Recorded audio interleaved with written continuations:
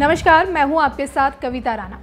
पूरी दुनिया में कोरोना का कहर है और अब तक पूरी दुनिया में लगभग 2,40,76,600 लोग संक्रमित हैं। वहीं 8,23,790 लोगों की मौत हो चुकी है। और अगर भारत की बात की जाए तो भारत में कोरोना के संक्रमित मरीजों की संख्या लगभग 32,35,725 है। तो वहीं लगभग 60,000 के करीब मौत के आंकड़े हैं।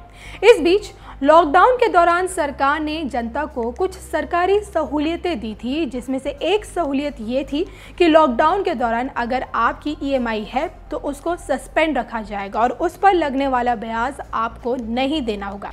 उसके बाद सरकार ने इस नियम को 31 अगस्त तक बढ़ा दिया और इसे ही आर्थिक भाषा में मोरेटोरियम लोन कहा जाता है।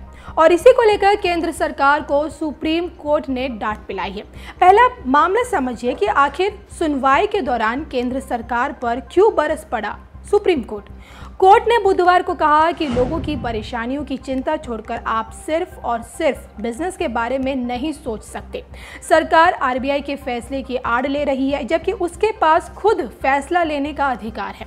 डिजास्टर मैनेजमेंट एक्ट के तहत सरकार बैंकों को ब्याज पर ब्याज वसूलने से रोक सकती है और इस मामले में RBI ने कहा था कि लोन की किश्त 6 महीने नहीं चुकाएंगे तो इसे डिफॉल्ट नहीं माना जाएगा, लेकिन मोरेटोरियम के बाद बकाया पेमेंट पर पूरा ब्याज देना पड़ेगा। और ब्याज की शर्त को कुछ ग्राहकों ने सुप्रीम कोर्ट में चुनौती दी थी।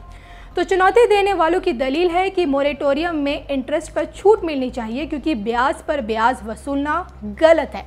एक पिटिशनर की तरफ से पेश हुए वरिष्ठ वकील कपिल सिब्बल ने बुधवार की सुनवाई में ये मांग भी रखी कि जब तक ब्याज माफी की अर्जी पर फैसला नहीं होता तब तक मोरेटोरियम पीरियड बढ़ा देना चाहिए। सरकार के वकील सॉलिसिटर जनरल तुषार मेहता ने यह कहा कि सरकार RBI के साथ कोऑर्डिनेशन कर रही है और सभी समस्याओं का एक जैसा सॉल्यूशन नहीं हो सकता।